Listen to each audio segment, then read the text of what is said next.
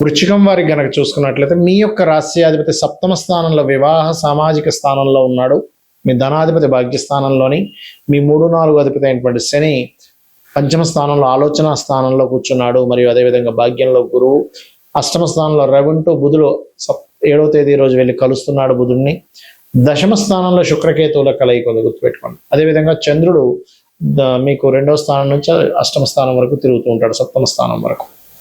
ఇది ఈ యొక్క గ్రహస్థితిని అనుసరించి మీకు ఎలా ఉండబోతుంది, ఏ దేవతారాధన చేయాలి, ఎటువంటి విషయాల పట్ల మీరు జాగ్రత్త వహించాలనేటువంటి అంశాలు చెప్తుంది నేనైనప్పటికీ చెప్పిస్తుంది సాక్షాత్ లలిత అమ్మవారిగా భావిస్తూ ఆ లలితాంబిక అమ్మవారి యొక్క అనుగ్రహం మీకు పరిపూర్ణంగా కలగాలని మనస్ఫూర్తిగా కోరుకుంటూ, ఇక్కడ గమనించినట్లయితే మీ యొక్క రాస్యాధిపతి ఎవరైతే ఉన్నారో, మీ లగ్నాధిపతి ఎవరైతే ఉన్నారో, మీ రాస్యాధిపతి ఎవరైతే ఉన్నారో సప్తమ స్థానంలో ఉన్నందుకు కొంచెం గట్టి ప్రయత్నం చేస్తారు వివాహము, వ్యాపార సంబంధించిన విషయాల్లోనే మార్పు రావడం కోసం.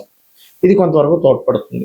కాకపోతే వృశ్చికం వారికి దశమ స్థానంలో అంటే వృత్తి స్థానంలో వ్యయాధిపతి సప్తమాధిపతి అయిన శుక్రుడు వృత్తి స్థానంలో ఉన్నందుకు మీకు లేదా మీ జీవిత భాగస్వామికి ఉద్యోగ సంబంధించినటువంటి అంశాల్లో మార్పులు కనబడుతున్నాయి, మార్పులు జరుగుతాయి. కొంచెం ఉద్యోగంలో కొన్నిసార్లు విరక్తి వైరాగ్యము వదిలేయాలనిపించడం జరుగుతూ ఉంటుంది. అటువంటి వాటికి లోన్ అవ్వకండి. ఒకవేళ అలాంటిది ఏదైనా కండిషన్స్ వచ్చినట్లయితే మీరు చక్కగా లలితా సహస్రనామాల్లో ఓం మాణిక్య మకుటాకార జానుద్వయ విరాజితాయ నమః అనే మంత్రాన్ని 48 నిమిషాలు చేయండి, ఖచ్చితంగా ఫలితం ఉంటుంది.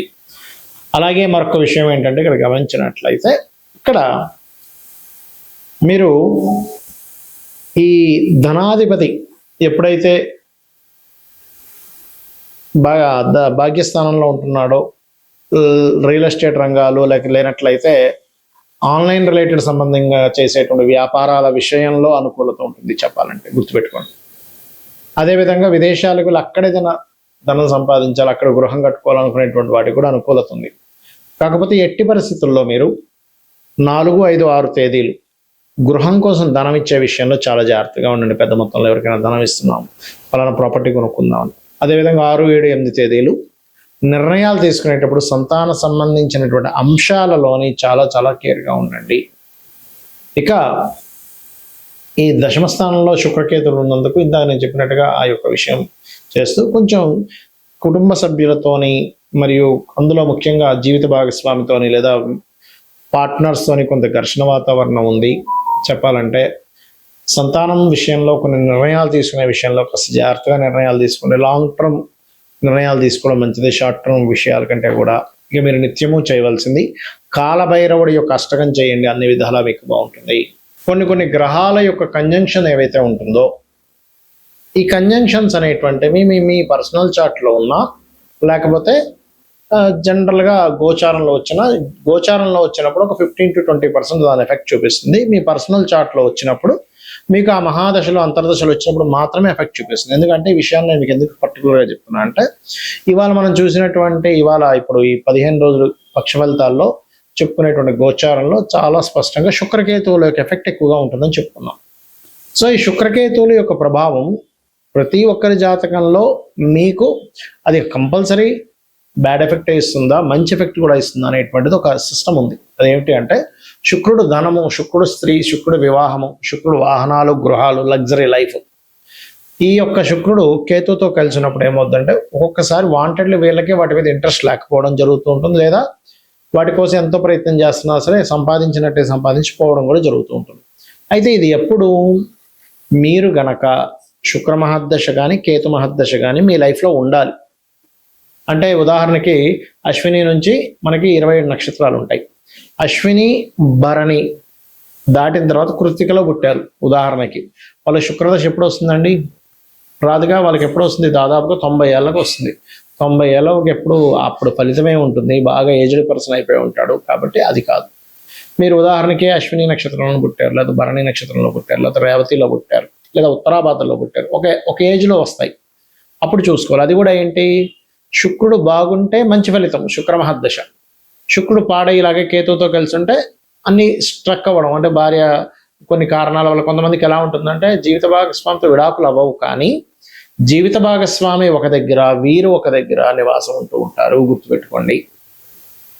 కాబట్టి ఏంటంటే ఆ రకంగా ఈ శుక్రుడికి సంబంధించినటువంటి విషయాల్లో ఈ రకమైనటువంటి ఫలితాలు కూడా పొందుతూ ఉంటారు.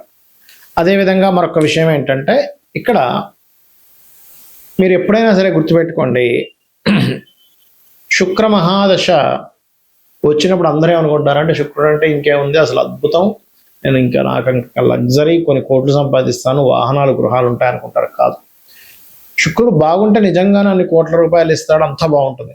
కానీ కేతువుతో కలిసి ఉండి, ఆ కేతువుతో కలిసి ఉండి కూడా కొంతమందికి యోగిస్తుంది. అది ఎప్పుడూ చెప్తానండి. కొన్ని కెమికల్ రిలేటెడ్, ఫార్మా రిలేటెడ్ పూజాది కార్యక్రమాలు చేయించేవారు, అమ్మవారు ఉపాసకులు, లక్ష్మీ గణపతి ఉపాసకులు, పూజా సామాగ్రి స్టోర్స్ పెట్టుకునేటువంటి వారికి మళ్ళీ యోగిస్తుంది, గుర్తుపెట్టుకోండి. కాబట్టి ఇక్కడ ఏంటంటే మీరు ఏ వృత్తిలో ఉన్నారు, ఏ మహాదశ నడుస్తుంది, మీకు ఆ వృత్తి మీ జన్మజాతకంలో ఉండేటువంటి కాంబినేషన్స్కి కనెక్ట్ అవుతుందా లేదా. అంటే ఎలా అంటే ఒక వ్యక్తి చూడండి, ఒక బీటెక్ చదివాడు, సాఫ్ట్వేర్ చదువుకున్నాడు, అతని సాఫ్ట్వేర్ రంగాలకు సంబంధించిన దాంట్లో అతను జాయిన్ అయితేనే అతను చాలా చక్కగా ఆ యొక్క వృత్తిని నిర్వహించగలుగుతాడు. అలా కాకుండా అతన్ని తీసుకెళ్ళి మెకానికల్లోనే వేశారు, లేకపోతే మ్యాథ్స్ టీచర్గా చెప్పమన్నారు, లేకపోతే ఇంకోటి ఏదో చేయమన్నారు, చేయలేడు. అంత మాత్రం చేత అతని దగ్గర టాలెంట్ లేనట్టు కాదు. అలాగే ప్రతి జాతకంలో కూడా ధనయోగం ఎందులో ఉందో తెలుసుకోవాలి. ధనయోగం లేకపోవడం కాదు, ఉంటుంది, కానీ అది ఎందులో ఉందో తెలుసుకోగలగాలి. చాలా మంది చూడండి, నేను చాలా వ్యాపారాలు చేశానండి, ఆఖరి హోటల్ పెట్టుకుని బాగా నడుస్తుంది అంటారు. లేదా కొంతమంది చాలా వ్యాపారాలు చేశారు, చాలా ఉద్యోగాలు చేశారండి, స్క్రాప్ షాప్ పెట్టుకున్నాను సరే కోట్లు సంపాదించాను అంటాడు. అంటే ఏమిటి, వాళ్ళకి దాంట్లోనే ఉంటుంది. మరి అంతకుముందు ఎందుకంటే అవన్నీ చేశారు, జాతకంలో ఇది ఉంటాయంటే వాళ్ళకి అవన్నీ చేసి నష్టపోయే యోగం కూడా ఉంటుంది. బ్యాడ్ పీరియడ్ ఒకటి నడుస్తూ ఉంటుంది, దాన్ని కూడా సెట్ చేసుకోవచ్చు. ఈ కలియుగంలో నామస్మరణ ద్వారా వృత్తిలో మీరు సరిగ్గా రాణించలేకపోతున్నారు, ఓం మాణిక్య మకుటాకార జానుద్వై విరాజితాయ నమః చేయండి, చక్కగా వృత్తిలో సెటిల్ అవుతారు. ఏంటి ఫైనాన్షియల్గా నాకు ఎప్పుడు ఇబ్బంది ఉంది, ఓం సంపత్కరీ సమారూఢ సింధుర వ్రజ సేవితాయ నమః, లేదా ఓం ధర్మాధ్యక్ష ధనాధ్యక్ష ధనధాన్య వివర్ధిని నమః చేసుకోండి. లేదండి నాకు హ్యాపీనెస్ లేదు, చాలామంది అంటుంటారు, ఏమండి ఏంటో నాకు లాభస్థానం పాడైపోయింది, లాభంలో శుక్రకేతువులు ఉన్నారు, అందుకే నాకు హ్యాపీనెస్ లేదు అంటూ ఉంటారు.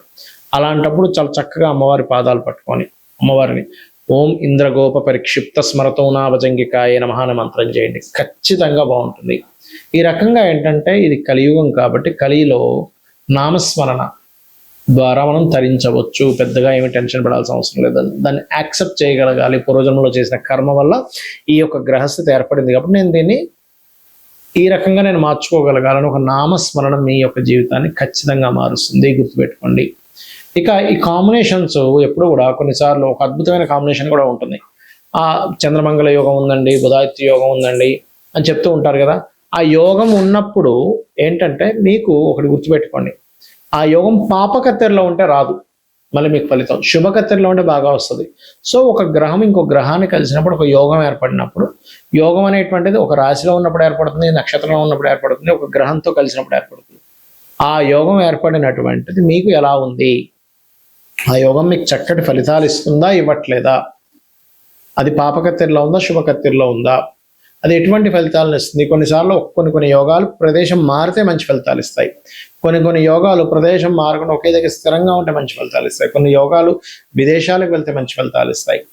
అలా ఏంటంటే ఆ యోగం ప్రదేశం మారడం వల్ల ఉందా, మారకపోవడం వల్ల ఉందా, ఏ వృత్తిలోకి వెళ్ళడం వల్ల ఉంది, కొంతమందితో దూరంగా ఉండడం వల్ల ఉందా, కొన్ని పార్ట్నర్షిప్స్ చేయడం వల్ల ఉందా, కొన్ని పార్ట్నర్షిప్స్ చేయకుండా ఉండడం వల్ల ఉందా అనేటువంటిది స్పష్టంగా మీరు తెలుసుకోగలగాలి. ఇలా కనుక తెలుసుకొని మీరు కనుక చేయగలిగితే, అమ్మవారి నామాన్ని మీరు స్మరణ చేయగలిగితే ఖచ్చితంగా అన్ని విధాలా మీకు బాగుంటుంది.